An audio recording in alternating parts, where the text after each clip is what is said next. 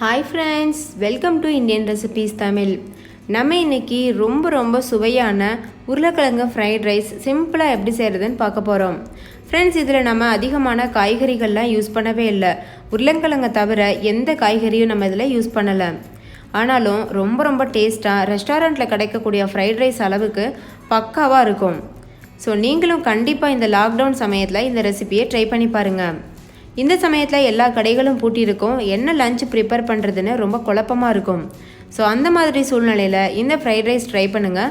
உங்களுக்கு ரொம்ப பிடிக்கும். வேலையும் மிச்சம், நம்மளுக்கு காய்கறியும் தேவையில்லை. அதே சமயம் டிஃப்ரெண்ட்டான டேஸ்டான ரெசிபி சாப்பிட்ட மாதிரியும் இருக்கும். இப்போ வாங்க ஃப்ரெண்ட்ஸ், வீடியோக்குள்ளே போய் இந்த ரெசிபி எப்படி செய்கிறதுன்னு பார்க்கலாம். வீடியோக்குள்ளே போகிறதுக்கு முன்னாடி இன்றைக்கான 2 பெஸ்ட் கமெண்ட்ஸ் பார்த்துடலாம். ஃபஸ்ட்டு கமெண்ட் சுமித்ரா பழனிஸ்வாமி அப்படின்ற சிஸ்டர். நம்ம அப்பளம் ரெசிபி அப்லோட் பண்ணியிருந்தோம்ல, அதில் கமெண்ட் பண்ணியிருக்காங்க. I tried this sister, very nicely came and taste also குட்னு எழுதியிருக்கீங்க. ரொம்ப நன்றி சிஸ்டர் உங்களுக்கு. 2வது கமெண்ட் ஹரிஷ் அப்படின்ற பிரதர் நம்ம ஒரு பிஸ்கட் ரெசிபி அப்லோட் பண்ணியிருந்தோம்ல கோதுமை மாவு வச்சு, அதில் கமெண்ட் பண்ணியிருக்காங்க. Ma'am, your recipes are super. சிம்பிளாக வீட்டில் இருக்கும் பொருட்கள் வைத்து நல்லா ஹெல்த்தியாக அண்ட் டேஸ்டியாக ரெசிபி செய்கிறீங்க. Your videos very helpful during this டைம்னு எழுதியிருக்கீங்க. ரொம்ப நன்றி பிரதர் உங்களுக்கும். ஃப்ரெண்ட்ஸ், நீங்களும் இந்த 2 ரெசிபியும் மிஸ் பண்ணியிருந்தீங்கன்னா இந்த வீடியோவுக்கு கீழே இருக்க டிஸ்கிரிப்ஷன் பாக்ஸில் லிங்க் தரேன். நீங்கள் போய்ட்டு செக் பண்ணி பாருங்கள், உங்களுக்கும் ரொம்ப பிடிக்கும். இப்போ வாங்க இந்த ரெசிபி செய்ய ஆரம்பிச்சிடலாம். இந்த ரெசிபி பண்ணுறதுக்கு ஒரு பாத்திரத்தில் உருளைக்கிழங்கு சின்னதாக கட் பண்ணி எடுத்துக்கோங்க. நான் ஒரு பெரிய சைஸ் உருளைக்கிழங்கை தோல் உரிச்சிட்டு சின்னதாக கட் பண்ணி தண்ணியில் நல்லா அலசிட்டு எடுத்து வச்சுருக்கிறேன். இது கூட கார்ன்ஃப்ளவர் மாவு சேர்க்கணும்.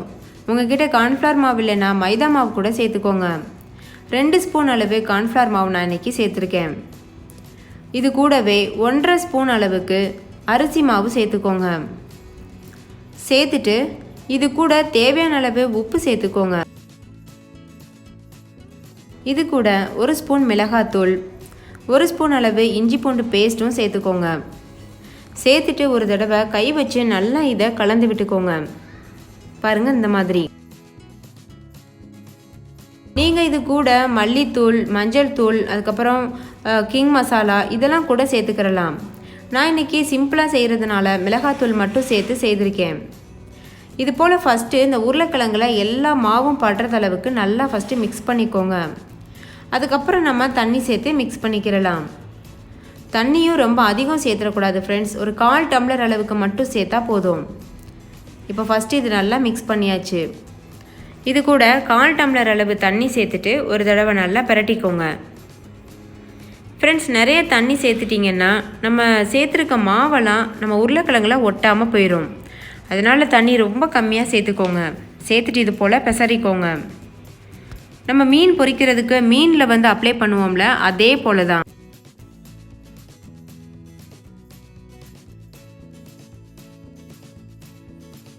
இப்போ பாருங்கள் ஃப்ரெண்ட்ஸ், இது நல்லா கலந்தாச்சு. இது இப்படி ஒரு 1/2 மணி நேரம் நல்லா ஊறட்டும். 1/2 மணி நேரம் நல்லா ஊறினதுக்கு அப்புறமா இதை நம்ம பொரிச்சு எடுக்கணும். இப்போ 1/2 மணி நேரம் ஆயிடுச்சு. இரும்பு கடாயில் எண்ணெயை நல்லா சூடுபடுத்தி வச்சுருக்கிறேன். நான் இன்றைக்கி கடலை எண்ணெயில் பொரிச்சு எடுக்க போகிறேன். உங்களுக்கு விருப்பமான எண்ணெயில் நீங்கள் பொரிச்சு எடுத்துக்கிறலாம். எண்ணெய் நல்லா சூடாக இருக்கும்போது இந்த உருளைக்கிழங்குகளை ஒன்றொன்னா அதில் சேர்த்துருங்க.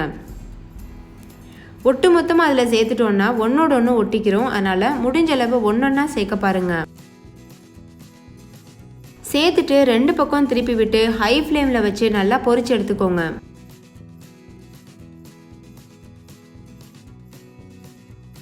இப்போ பாருங்கள் ஃப்ரெண்ட்ஸ், எல்லா உருளைக்கிழங்குகளையும் சேர்த்தாச்சு.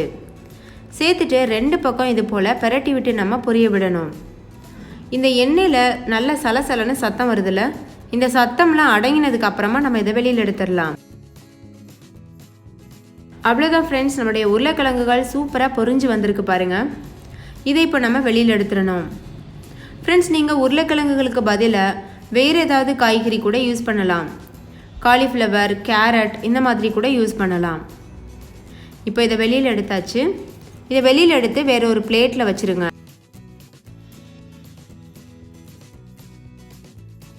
இப்போ பாருங்கள் ஃப்ரெண்ட்ஸ், இது ஒரு பிளேட்டில் மாற்றி வச்சுருக்கேன். இது ஒரு ஓரமாக இருக்கட்டும். நம்ம ஃப்ரைட் ரைஸ் பண்ணுறதுக்கு ஆரம்பிச்சிடலாம்.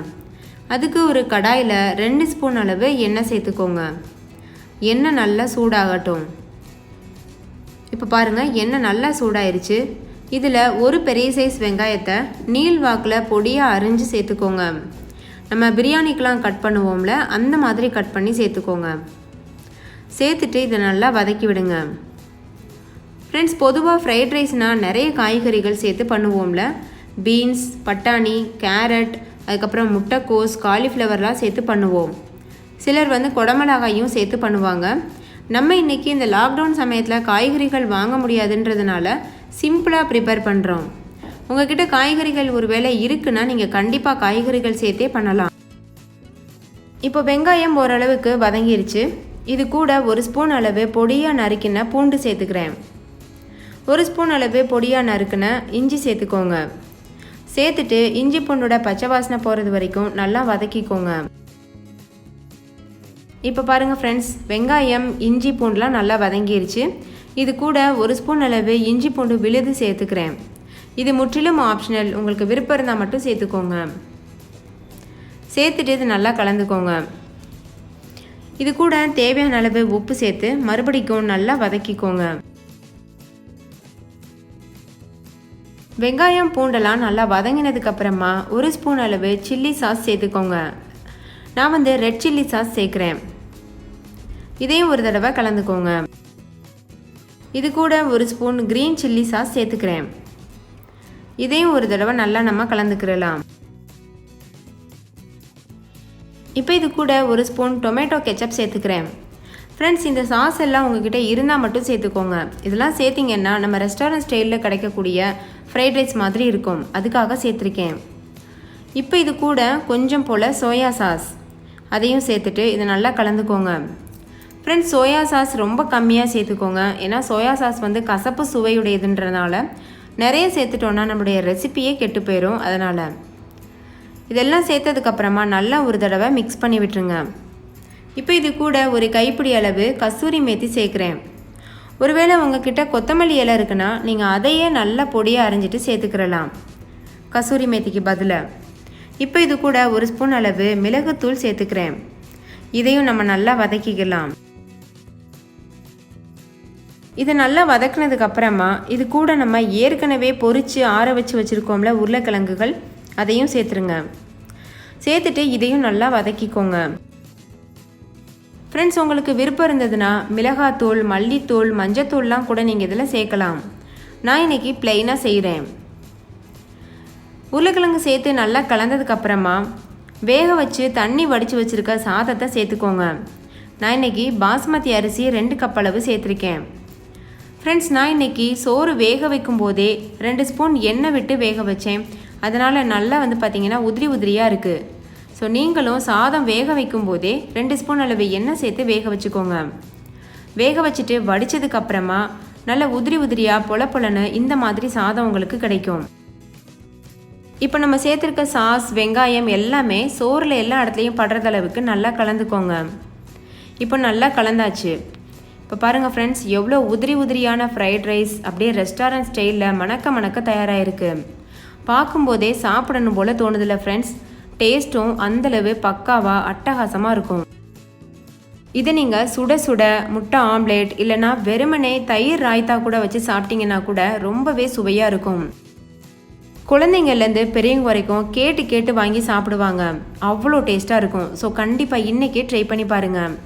இதில் நம்ம எந்த காய்கறியும் சேர்க்கல, வெறுமனே ஒரு உருளைக்கிழங்கு மட்டும் வச்சு பண்ணியிருக்கிறோம். பாருங்கள் ஃப்ரெண்ட்ஸ், எவ்வளோ சூப்பராக இருக்குல்ல.